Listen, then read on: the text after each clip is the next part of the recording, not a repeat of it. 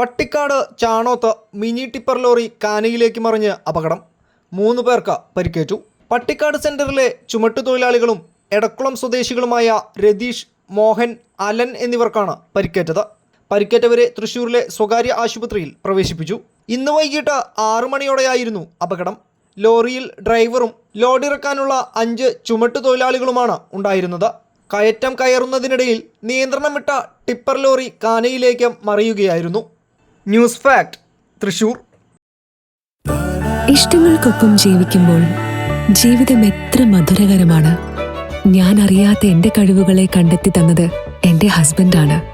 ഈ സ്നേഹത്തെക്കാൾ വലിയ സന്തോഷം മറ്റെന്താണ്? ഇന്നും ഇഷ്ടങ്ങൾക്കൊപ്പം. Intimate Matrimony, beautifying your life.